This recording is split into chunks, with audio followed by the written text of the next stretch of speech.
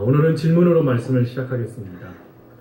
여러분, 만약에 오늘이 마지막 날이라면 여러분들은 어떤 음식을 드시겠습니까? 내일 이 전 세계가 다 멸망하여 사라지게 된다라는 뉴스를 접하게 되신다면 여러분 가족들과 함께 최후의 만찬으로 어떤 음식을 드시겠습니까? 이탈리아 밀라노 산타마리아 델레 그라치에라는 성당 수도원 식당에 우리가 잘 알고 있는 다빈치가 최후의 만찬이라는 그림을 그렸지요. 그 최후의 만찬의 그림을 유심히 관찰했던 한 음식 문화 연구가가 있습니다. 그분의 이름은 존 바리아노라는 분이신데, 이분은 궁금했습니다. 도대체 이 최후의 만찬에 그려져 있는 음식이 무엇일까라고 말이죠. 여러분, 그 최후의 만찬에 그려져 있는 음식이 무엇이겠습니까? 빵하고 떡 그러면 떡은 한국 거고 빵은 미국 거고, 그렇죠? 떡과 포도주, 우리 그렇게 성경에 그렇게 나와 있고 또 성경이 증언하기 때문에 그것이 맞는 말입니다. 그런데 이 바리아노라는 이 음식 연구가가 이 그림을 연구를 해왔는데 놀라운 것이 발견된 것입니다. 이 다빈치가 그려놨던 최후의 만찬 속의 그림이, 그 그림 속에 담겨져 있는 음식의 주 재료가 장어 요리였다는 겁니다. 거기다가 예수님의 우편에 반쯤 먹고 남은 그 음식이 이게 뭘까 봤더니 오렌지를 이렇게 슬라이스한 장어 부위가 거위에 올려져 있더라라는 것이었습니다. 여러분, 우리가 성경에서는 분명히 떡과 하나님께서 말씀하신 빵과 포도주가 최후의 만찬의 음식인데 왜 다빈치는 거기에 장어 요리를 거기에 올려놓았을까? 이 음식 문화 연구가였던 바리아노는 그 이유를 이렇게 설명합니다. 다빈치가 살던 그 시대에 모든 사람들이 즐겨 먹었던 음식이 바로 장어 요리였다라고 말이죠. 즉, 모든 사람들이 누구나 다 쉽게 먹을 수 있고 또 좋아했던 음식을 그 최후의 만찬에 실어 놓았다라는 것입니다. 그래서 이 바리아노는 이런 결론을 내렸습니다. 이 음식은 두 가지로 추론할 수 있다. 첫 번째, 다빈치가 좋아하는 음식일 것이다. 그리고 두 번째로 사람들도 좋아하는 음식일 것이다 라고 말이죠.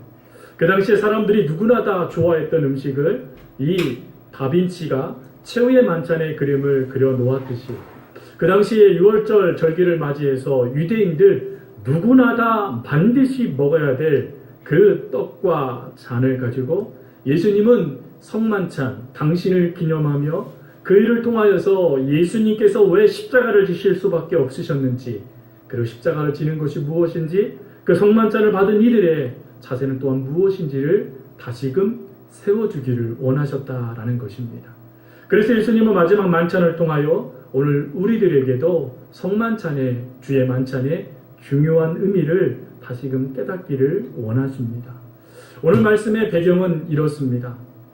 예수님께서 그렇게 세워주신 이 아름다운 성만찬이 변질되기 시작했습니다.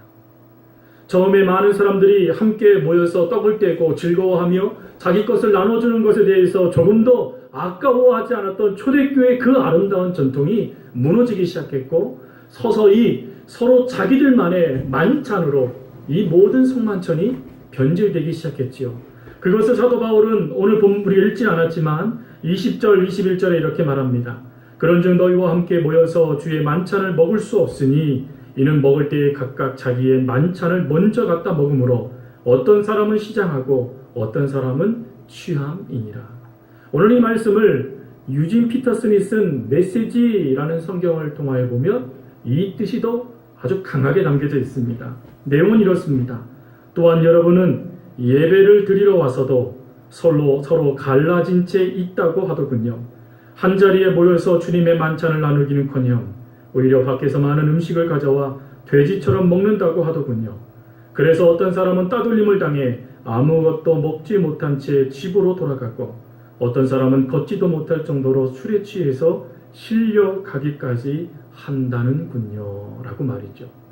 즉, 주님의 만찬, 예수 그리스도를 기념하고 예수 그리스도를 생각하며 예수 그리스도께 감사하는, 즉 예수님으로 충만한 성만찬이 자기들로 충만한 자기들의 만찬이 되었다라는 것입니다. 여러분, 근데 이런 만찬의 모습은 그 당시 유대인들에게는 흔한 모습이었습니다. 사도 바울이 복음을 전한 그 당시에 회당 중심으로 많은 유대인들이 모여서 때만 되어지면 함께 모여 음식을 나누는 좋은 풍습이 있었습니다. 그 풍습을 뭐라고 불렀냐면 에라노스라고 불렀습니다. 오늘날로 따지면 이런 거죠. 포트럭 파티라는 거 말이죠. 서로 음식을 싸가지고 와서 그 음식을 함께 나누는 잔치 말입니다. 근데 이 잔치의 출발점은 이렇습니다. 그 당시에 유대인들이 부자도 있었지만 가난한 자들도 너무나 많이 있었습니다. 그래서 한 주에 한 번이라도 함께 모여 이 만찬을 나누면서 그 배고프고 헐벗었던 그들의 그 아픔을 함께 나누자라는 정신에서 시작된 게 에라노스였습니다. 근데 이게요, 변질됩니다. 가만히 보니까 부자들이 자기들이 싸운 음식인데 자기들은 별로 먹지도 못하고 다른 사람들이 다 먹어버리니까 그게 속상하기도 한 거예요. 그리고 또 자기들이 싸운 음식은 자기가 좋아하는 친구들과 함께 나누고 싶은데 전혀 모르는 사람들이 그 음식을 먹어대니까 또 속상한 거예요. 그러니까 어떻게 했냐면 끼리끼리 뭉치기 시작했습니다. 그래서 부자들은 부자들끼리 모이기 시작했고 또 가난한 자들은 어쩔 수 없이 그 모임에 끼지 못하니 그 모임 밖에 모임으로 또 모여지게 되어졌습니다. 그러다 보니까 한쪽에서는 기쁘게 먹고 즐기며 풍성한 잔치가 되었지만 한쪽에서는 배고픔과 굶주림이 더해져가는 시간이 되었다라는 것입니다. 그래서 많은 사람들이 그 모습을 보고 회의를 느끼는 그때에 예수님을 믿는 사람들을 통하여 놀라운 소문을 이들이 듣습니다. 그게 무엇이냐면 예수님께서는 예수님을 믿는 제자들에게 예수님께 떠나신 다음에 이렇게 말씀하시죠. 성령이 올 때까지 이 성에 유해라 라고 말이죠. 그리고 성령을 받자마자 이들에게 놀라운 모습이 나타나는데 사도행전 2장 46절 말씀에 가보니까 이들의 변화된 모습을 이렇게 설명합니다. 날마다 마음을 같이하여 성전에 모이기를 힘쓰고 집에서 떡을 떼며 기쁨과 순전한 마음으로 음식을 먹고. 무슨 말입니까? 이들이 예수 그리스도의 놀라운 은혜 가운데 성령의 충만함을 받게 되어지니까 나밖에 몰랐던 만찬, 당연히 그렇게 된다고 생각했던 그 만찬에 내 것을 나누어지는 사랑의 모습, 굶주린 자가 없고 배고픈 자가 없고 모두가 다 풍성히 나눌 수 있는 놀라운 나눔의 사랑의 역사가 이루어졌다라는 것입니다. 이 놀라운 모습이 얼마나 컸던지 47절 말씀에 보면 이렇게 되어 있죠. 백성에게 칭송을 받았다. 그 되어진 일들을 통하여 야, 저 예수 믿는 사람들은 다르네 라는 말을 들었다라는 것입니다. 그리고 그 다음 말씀에 보니까 주께서 구원받는 사람을 날마다 더하시니라. 감동을 주니까 세상 사람들과 다른 모습으로 그들을 섬기며 사랑의 모습을 나누어 주니까 그 모습을 바라봤던 세상 사람들이 감동할 뿐만 아니라 나 예수 믿어야 되겠다고, 저 아름다운 예수님의 공동체 안에 나도 들어가야 되겠다라는 놀라운 모습들이 이들에게 나타났다는 것입니다. 즉 에라노스라는 그 나눔을, 그 변질된 그 모습을 아가페 사랑의 모습으로 그리스도인들이 바꾸어 놓았다라는 것입니다.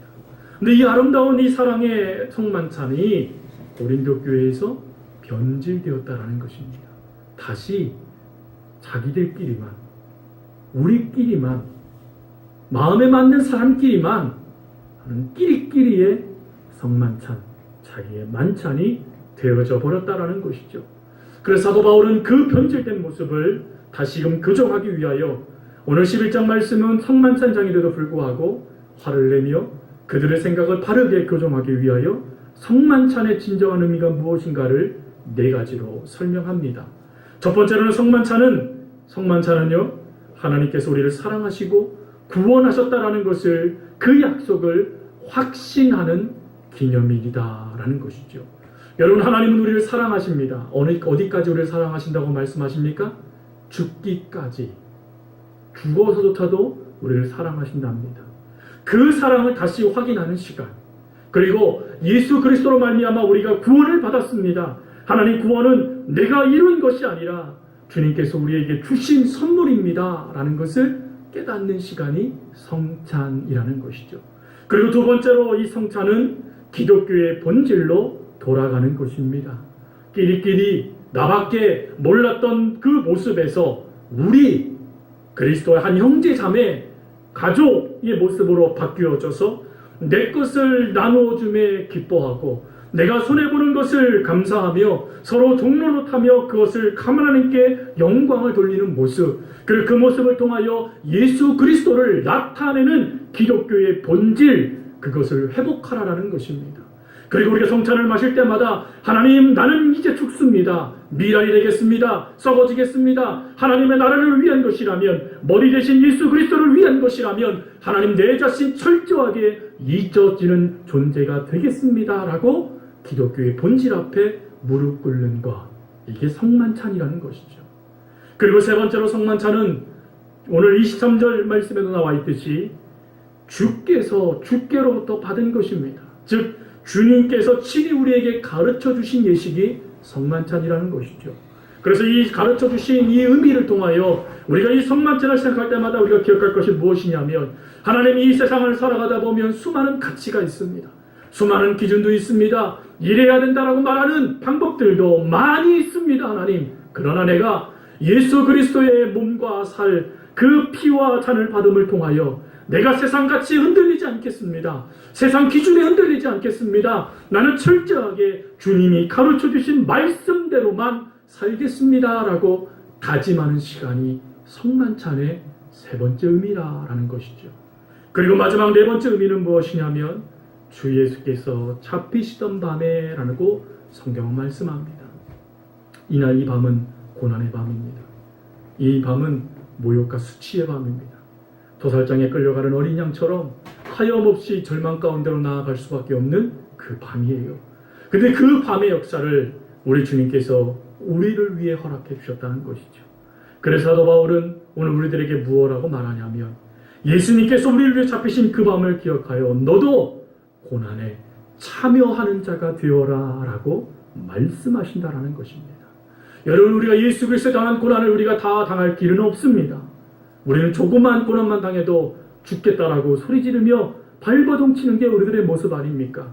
그러나 오늘 이 성만찬의 모습, 성만찬 가운데 우리가 참여함을 통하여 주님이 죽기까지 그 고난 가운데서도 우리를 사랑하시며 용서하시며 그 팔을 벌리셨던 것처럼, 하나님, 나도 예수 그리스도의 그 고난을 기억하여 나도 많은 이들을 향하여 용서하며 하나님 사랑을 베풀며 그리고 그리스도의 향기를 나타내는 주의 제자가 되겠습니다 라고 다짐하는 것, 철저하게 내가 아닌 하나님만을 위한 것, 이게 성만찬이라는 것이죠. 여러분, 그래서 우리가 성만찬을 하나님의 떡, 예수님의 그 몸과 피를 받을 때마다, 떡과 그 잔을 받을 때마다 우리가 감사할 수밖에 없는 게 사랑이 깨달아지기 때문이고, 그리고 그 사랑 가운데 다시금 내 자신을 되돌아보며 하나님께서 기뻐하는 삶을 살겠다라고 다짐하기 때문이고, 그리고 그 모든 것 가운데 내가 하나님 말씀을 붙겠다라고, 붙잡겠다라고 또 헌신하는 시간이 되기 때문이며, 그리고 하나님, 내가 그리스도의 향기가 되겠습니다라고 다짐하는 시간이 되기 때문에 감사하며 이 잔을 받는 것이다 라는 것이죠. 여러분, 오늘 성찬을 받음을 통하여 교회가 교회다워지기를, 성도가 성도다워지기를, 주의 제자가 주의 제자다워지기를 오늘 이 시간에 다짐할 수 있는 귀한 시간, 귀한 은혜가 우리 가운데 있어지기를 간절히 주님의 이름으로 부탁드립니다. 함께 기도하겠습니다. 참 좋으신 아버지 하나님, 지금까지 저희들이 하나님께서 저희들에게 허락하신 이 성만찬의 은혜들을 혹시 나의 만찬으로 바꿔놓지는 아니했는지 다시 한번 우리의 삶을 점검합니다. 이제 주의 만찬으로 온전히 하나님의 성만찬에 저희들이 참여하겠사오니 하나님 은혜를 도와여 주셔서 이 성만찬을 통하여 우리 서호교회가 예수 그리스도의 몸된 교회다워지는 교회, 주의 사랑을 전하는 교회, 성도다운 교회, 제자다운 교회가 되어줄 수 있도록 주여 도와 주옵소서. 감사합니다. 오늘도 우리를 사랑하여 주시는 예수님의 이름으로 기도합니다. 아멘.